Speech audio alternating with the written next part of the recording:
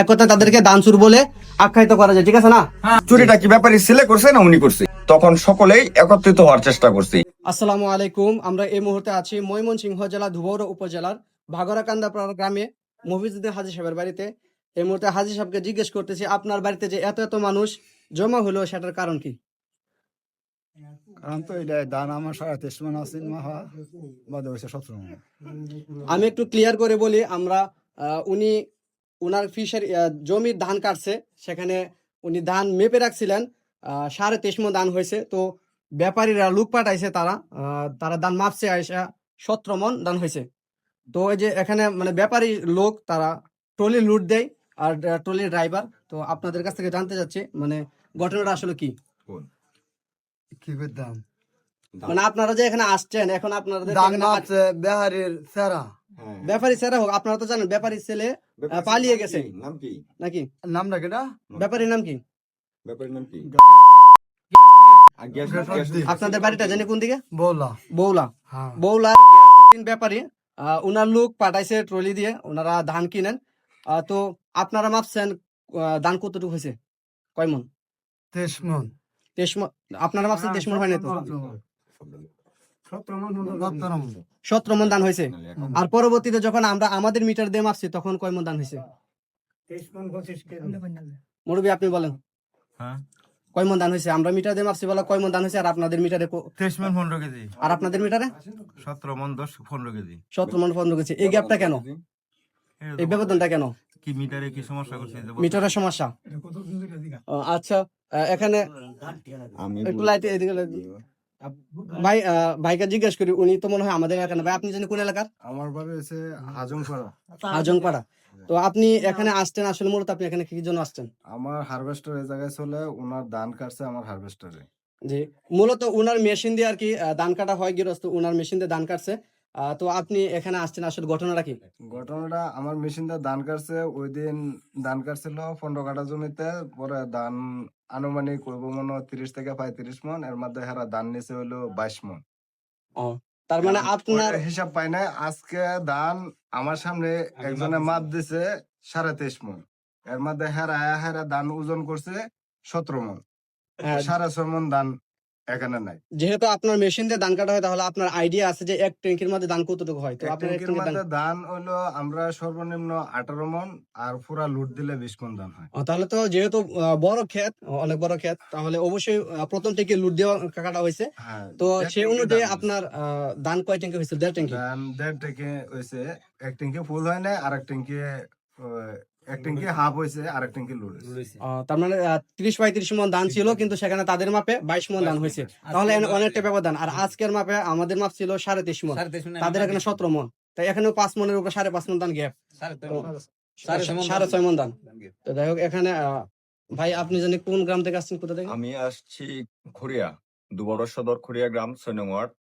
তো আমরা আসছিলাম তো হচ্ছে আমার যে ভাই শরীফুল যিনি ভিডিও করতেছে ওনার সাথে দেখা করার জন্য, আলোচনা করার জন্য। তো উনি আমাকে বললো যে ভাই আমাদের এখানে এরকম ওনারা ব্যাপারীরা ধান নিতে আসে, তো হঠাৎ ধানের অনেক গরমিল হয়। যে হারভেস্টারে যে পরিমাণ আমাদেরকে একটা আলটিমেটাম দেয় যে এই পরিমাণ টার্গেট, ওই যখন ব্যাপারীরা নেয় তখন আসলে ব্যাপারীদের সাথে ম্যাচিউরড হয় না। তো এরকম একটা গ্যাপ থাকে। তো তাদেরকে এই জিনিসটা বোঝার জন্য অনেকদিন ধরে ট্রাই করা হইতেছে। তো আজকে হঠাৎ যুব সমাজ ওই হাজী সাহেবের ধানটা বলছে কি যে আপনি এখানে আসার দরকার নাই, আমরা ধানটা একটা পরিমাপ করি। তার জন্য মেশিন না ধানটা একটা মাপ দেয়। তো মাপ দেওয়ার পরে দেখা যাচ্ছে কি 23.5 মণ ধান এখানে মাপ দেওয়া স্টক করে রাখা হয়। তো এটা ব্যাপারীদেরকে বোঝার মতো কোনো সুযোগ দেওয়া হয় নাই। তো ব্যাপারীরা আসলো, আইসা তারা তাদের মন মতনে মাপলো। মাপার পরে দেখা যাচ্ছে কি 17 মণ। তো পরবর্তীতে যুব সমাজ তো সাইডে তাদের ঘোরাফেরা তাদের কার্যক্রমে চলতেছে। যখন তারা সাউন্ডটা শুনলো যে 17 মণ হয়েছে, তখন সকলেই একত্রিত হওয়ার চেষ্টা করছি। একত্রিত হওয়ার পরে ব্যাপারীকে জিজ্ঞেস করলো যে ভাই তাহলে আমরা একটু ট্রাই করি আপনাদের সামনে, সরাসরি ট্রাই করেন। তার পরবর্তীতে দুইটা মেশিন একত্রিত কইরা ওনারা মাপ শুরু করে। তো মাপ শুরু হওয়ার পরে অনেক একটা ত্রুটি 6.5 মণের যে ব্যবধান তাহলে ওইটা সঠিক হয়। ওনাদের মাপ আর আমাদের মাপের মাঝে অনেক বড় একটা অনেক বড় ব্যবধান, পার্থক্য। এরকম পার্থক্য যদি পূর্বেও তারা করে থাকে, তাহলে এই গ্রামটারে মনে হয় তারা যুগের যেরকম রক্ত খায় ওইরকম ভাবে চুষে নিয়ে গেছে। জি। তো আচ্ছা, এদের আসলে কোনো চরিত্র নেই। এখন ব্যাপারী যিনি উনি কথা বলছে মুঠোফোনের মাধ্যমে, যে বড় ভাইয়ের সাথে কথা বললো মুঠোফোনের মাধ্যমে। তো উনার কথাতে বোঝা যাচ্ছে যে সে মানে স্যাক্রিফাইস চাচ্ছি ওনার কাছে, তো উনি বলছে যে আমার এখানে স্যাক্রিফাইস করার কোনো সুযোগ নাই। উৎসব জনতা একত্রিত হওয়ার লক্ষ্যে উৎসব জনতা একত্রিত হয়েছে, তো ব্যাপারী যে ছেলে আছে সে এখন হঠাৎ করে উদাও।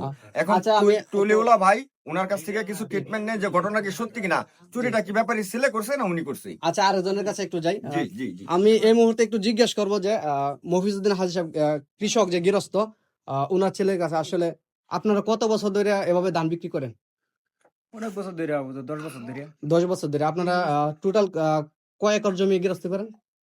আমরা 18-19 একর 18-19 একর ধান চাষাবাদ করেন ওনারা। তো সম্পূর্ণ ধান ওনারা ট্রলি দিয়ে নেয় এভাবে, আর বাজারে যে দাম থাকে সেই দামের চেয়ে তারা তুলনামূলকভাবে বেশি। আর আমরা এখান থেকে যদি বাড়ি থেকে বাজারে নেই, সেখানে একটা গাড়ি ভাড়াও দিতে হয়। তো ওই গাড়ি ভাড়াটাও দিতে হয় না, কিন্তু তারা বাজারের তুলনায় তারা দাম বেশি দেয়। তো এভাবে ধান নেওয়ার আসল কারণটা কি আজকে তো আপনারা বুঝতে পারছেন? বুঝতে পারছি। আচ্ছা, ঠিক আছে। এখন আপনাদের কাছে আবার জিজ্ঞেস করি, না, এখন আরেকজনকে জিজ্ঞেস করি। আমাদের এলাকায় আমরা বম বলি, বা আপনারা হয়তো ফলটন বা অন্য কিছু বলতে পারেন। তো যে বন চালায় ওনার কাছে জিজ্ঞেস করি, আপনারা যে ধানগুলো মেপে রেখে যান, তারপর ওনারা নেওয়ার পরে যে একবার কিছুদিন আগে আপনারা কত মন জানি রেখে গেছিলেন, 36 মন না কয় মন? আমরা 30 মন মাপতে গেছিলাম, পরে তারা 25 মন। ওনারা যে 30 মন ধান, কইতাছে আমরা মাপতে বেশি কম কইছি, বেশি ওনারা ওনারা হচ্ছে বন চালায়, ওনারা 30 মন ধান রেখে তারাই গেছে। কিনে নিছে। না, এক মিনিট। ওনারা মারাইখল ওনারা 30 মন ধান রেখে গেছে। তারপর যখন ওনাদের মাধ্যমে যে ট্রলিতে বেচা হয়েছে, তখন ধান হচ্ছে 25 মন। 25 মন ধান হয়েছে। তখন গৃহস্থ বলতেছে যে যারা ফলটন আছে তারা ধান অতিরিক্ত মেপে বেশি নেয়। আসলে ঘটনাটা হইলো, গৃহস্থ তো বিশ্বাস করে ওনাদের মাধ্যমে আর কি ধান নেয়, ধান বিক্রি করে বিশ্বাস করে, কিন্তু ওনারা এই কাজগুলো করছে, যার কারণে আসলে এখন আবার একটু জিজ্ঞেস করি, আসলে বমের সাথে ফলটনের সাথে এই ঘটনা কি সত্যি দাদা? এই যে উনি নিজেও স্বীকার করছেন, উনি অসুস্থ মানুষ, বয়স্ক মানুষ, আপনারা দেখতে বুঝতেছেন। তো যার কারণে উনি আস্তে আস্তে কথা বলতেছেন। আসলে এখন আপনাদের যে এই ধরাটা পড়ছে, আপনারা যে কাজটা করছেন, আপনারা কি আগে থেকে জানতেন? না, আমরা তো জানি আপনারা আগে থেকে জানতেন না? না, আমরা তো জানি না। তাহলে এখন যে আপনাদের সাথে কি আরো লোক ছিল? আগের বার যে দান নিছে তারাই তো নিছে। আপনাদের সাথে আরো লোক ছিল? আর দুইজন আসছিল তো আগে। ওনারা কই গেছে? ওরা এইদিকে দোকানে গেছিল না এক না, কথা পালা গেছে। না না, না, পেলায় যায় না। তেলে ওনারা কোথায়? ওনারা কোথায়?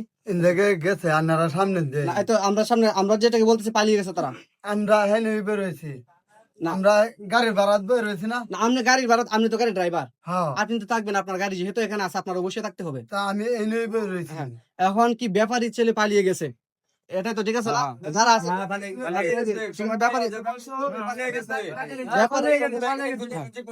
আচ্ছা আচ্ছা, আমরা একটু স্টপ করি। ব্যাপারী ছেলে পালিয়ে গেছে, পালিয়ে গেল কেন? অবশ্যই তারা অপরাধ করছে, তারা এই চুরিটা করছে। এক কথায় তাদেরকে দানচুর বলে আখ্যায়িত করা যায়, ঠিক আছে না? তারা দান চুরি করছে। এখন এটার আপনারা কি করবেন? এর আগেও যে আপনারা যেহেতু একজন গৃহস্থ 8-10 বছর ধরে আপনাদের কাছে ধান বিক্রি করে, আমরাও বিক্রি করি। 19-20 একর জমি ধান, তাহলে অনেক ধান আপনারা এভাবে চুরি করে নিছেন। ওই যে গ্যাপটা আপনারা নিছেন, ওইগুলো আপনাদের দিতে হবে। কি দাদা, আপনার কি চাওয়া?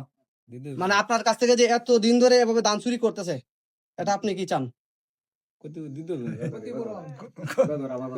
আচ্ছা দাদা অসুস্থ মানুষ, কাকার কাছে জিজ্ঞেস করি। কাকা, হ্যাঁ হ্যাঁ, এত বছর ধরে দান নেই, ঠিক আছে, এগুলোর ক্ষতিপূরণ দিতে হইব। হ্যাঁ অবশ্যই, এটা তো সবাই ঠিক আছে না? এখন আপনারা সকলে একই চাওয়া। এখন আপনারা যেহেতু এখানে আছেন, আপনাদেরকে এখন আর যেতে দেওয়া হচ্ছে না, আপনাদের ব্যাপারে আসতে হবে না। আপনারা যাইতে চাইলেও যেতে পারবেন না, আমরা যাইতাম না। ব্যাপারে আসবে আপনাদেরকে, তারপর যে ব্যবস্থা করে সেই ব্যবস্থা করে তারপর নিতে হবে, ঠিক আছে না? বা সর্বশেষ ভাইয়ের কাছ থেকে জানতে চাই, এখন আপনি কি চান? যেহেতু আপনি মেশিন থেকে আসছেন, আপনার আইডিয়া সম্পূর্ণ বিষয় আপনি জানেন, শুরু থেকে শেষ পর্যন্ত আছেন। আইডিয়া সম্পর্কে বিষয়ে এনে তো যতটুকু মাপ হয় এটা তো আগে মিটারতে মাপে তো হয়েছে 23 মন 23.5 মন, তো তারা মাপে বুঝাইছে হলো 17 মন, তো 6.5 মন গ্যাপ আছে। তো ওই দিনে যে তারা 22 মন ধান দিছে, তো ওইনে তো গ্যাপ আছে, ওইনে তো 35 মন ধান হইতো। তো এর আগে পূর্বে কি নিছে না নিছে ওইটা তো আর আমি জানি না, আমি এটা জানার ব্যাপারে জানি। আমি এই কারণে মুরব্বীরা বলছি যে আচ্ছা ঠিক আছে, আজকে ধান দিয়ে মাপে আপনারা পরে যখন তারা মাপবো তারপরে আরেকটা মাপতে বোঝা যাবে যে কতটুকু ধান বেশ কম হয়। জি, মনে যায় দেখা গেছে যে তারা এই 2 দিনের যে গ্যাপটা আছে ওটা ক্ষতিপূরণটা তারা তারা নিয়ে যাবে। আচ্ছা, আরেকজনের কাছে জিজ্ঞেস করি যে কৃষকের যে বিশ্বস্ত লোক যার মাধ্যমে ধানগুলো মাপা হয়েছে, তো আপনার কি বলা? আমি ভাই আজকে কালকে রাত্রে 2বার গেছি মিটারের লেগে, যখন আগে তারা 22 মন ধান নিছে, টার্গেট আছে 40 মন ধান নিব। যখন তারা ধানটা টান দিচ্ছে আমার সন্দেহ লাগে উঠছে, তখন কালকে রাত্রে আমি 11টার দিকে গেছি, মিটারে চার্জ নাই, পরে চার্জার এনে লাগাইছি। আজকে দুপুরে 1টার দিকে আমার আব্বার হাতে সমস্যা, আব্বার এনে মাপছি, আর যে মুরব্বি আছি ধানের তাহলে মাপছি আমি 23.5 মন ধান তৈছি না, তৈলে পরে আমি বুঝার মতো তারা সুযোগ দিছি না দিলে এই ধান তৈছি তুই হারিয়া আমি আমার কাজকর্ম করতেছি কইরা সন্ধ্যার দিকে তারা গাড়ির যখন লোড দিছে, তখন তারা কইতেছে ধান ওজন দিছে, ভাই ধান কত লইছে, তারা হিসাবে 17 মন 15 কেজি ধান হয়েছে। তখন তারা বললাম যে তা আমার মিটার দিয়ে ট্রাই করি না, তো আমি তার কাছে বিশ্বাস হয়ে যাই, পরে আমি আমার মিটারটা দিচ্ছি আবার 23 মন 25 কেজি হয়েছে, 25 কেজি। 25 কেজি হয়েছে, প্রায় আচ্ছা, ঠিক আছে। 23.5 মনের উপরে হয়েছে। আচ্ছা, এখন আছে কৃষকের গৃহস্থর ভাইয়ের কাছে সর্বশেষ আপনি কি চান? প্রতিবেদন দিব। ক্ষতিপূরণ দিব, ওনারও চাওয়া ক্ষতিপূরণ।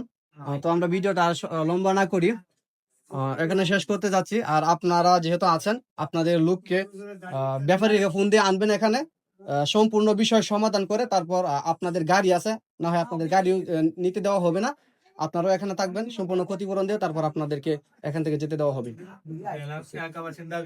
এটা এলাকাবাসী যারা আছেন সকলের দাবি তো এটাই নাকি? সকলের দাবি একটাই?